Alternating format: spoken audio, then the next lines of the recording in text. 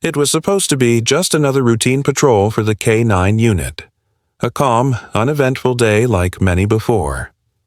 The team moved steadily through the quiet stretch of an old cargo yard, an area near the outskirts of the airport where forgotten luggage and equipment sometimes ended up.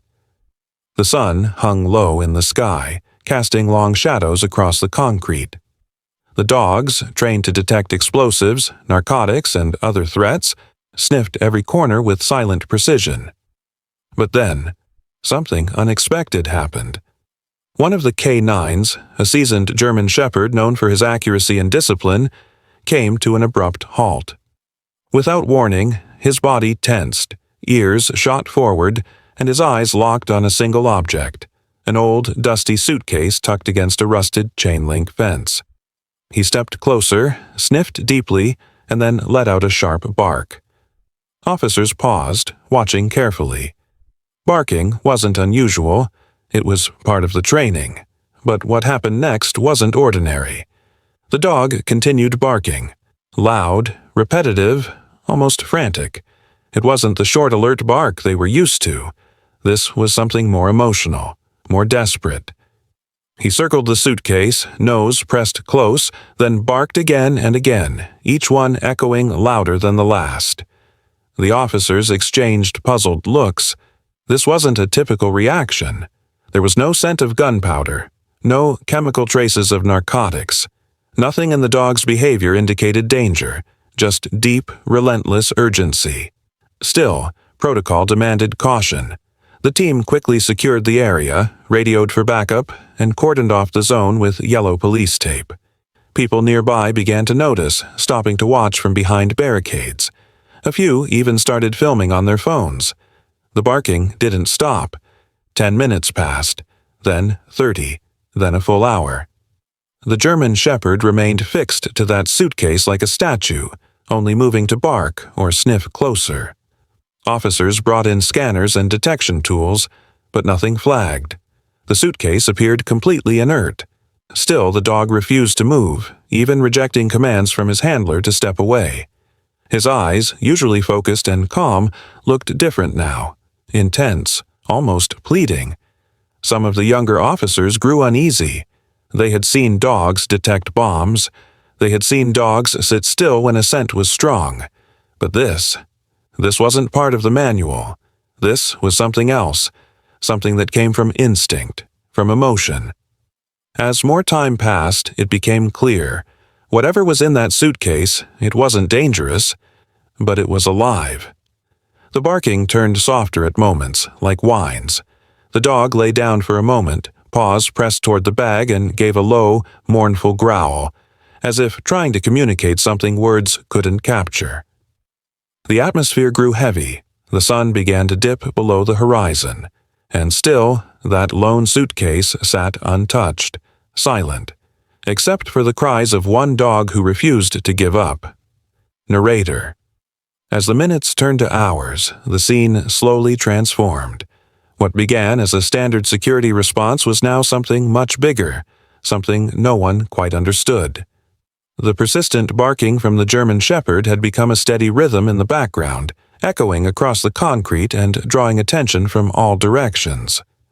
Officers began to gather around the suitcase, their expressions mixed with confusion and growing concern. Word spread quickly through the station. Soon, more patrol cars arrived.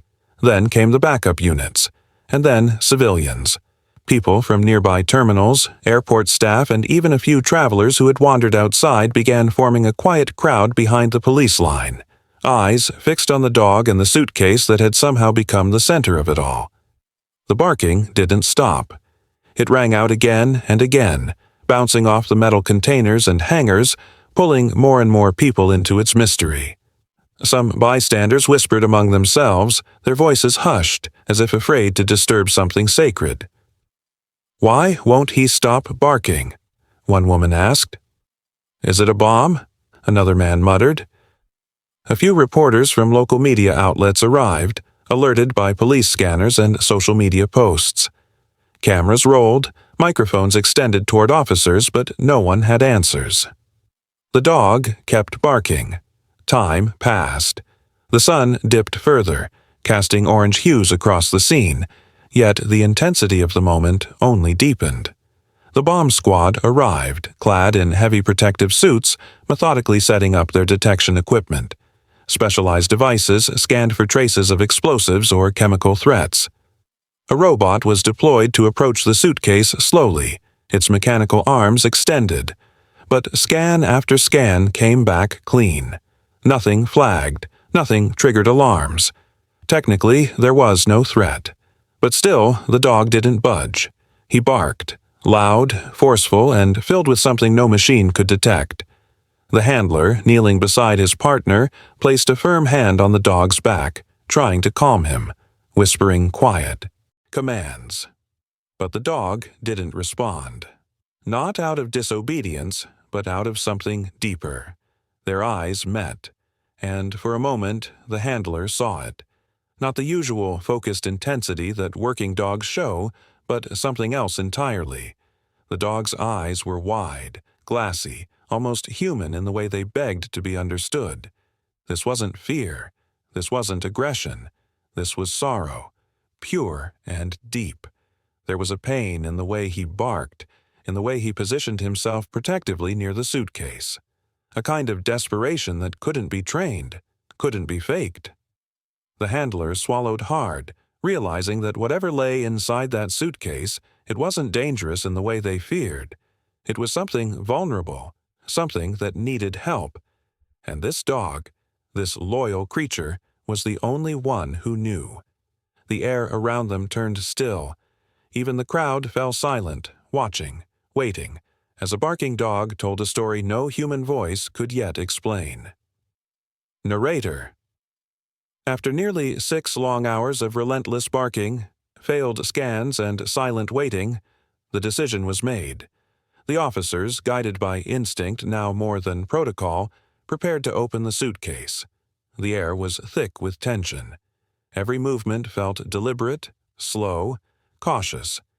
No one knew exactly what they were about to find, but everyone understood it would be something that mattered. The bomb squad gave the all-clear, stepping back as 2 officers in protective gloves moved forward. They knelt beside the suitcase, eyes narrowed, hands trembling just slightly as they reached for the zipper. The German shepherd had gone quiet now, watching intently, his body still taut with emotion. The crowd, which had grown larger with each hour, stood completely silent. Cameras stopped clicking. No one moved, no one spoke. It was as if the entire world held its breath.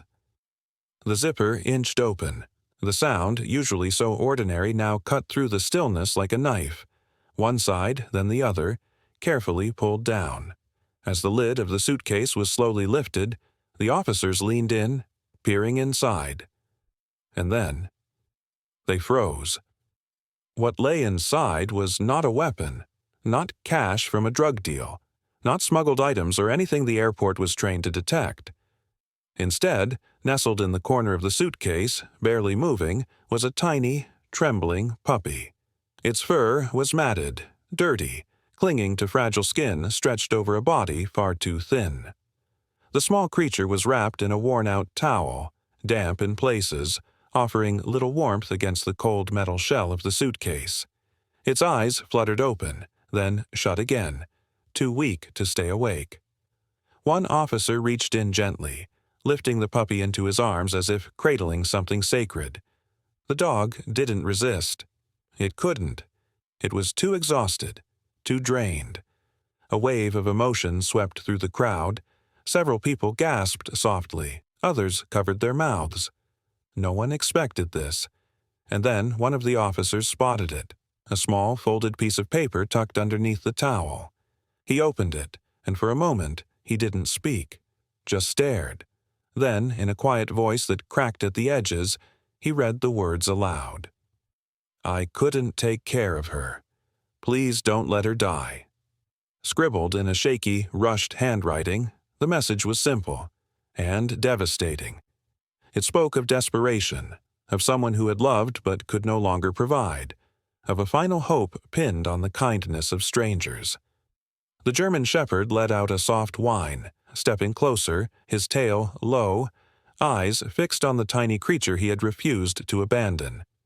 In that moment, everyone finally understood why he had barked for so long. It wasn't fear that drove him.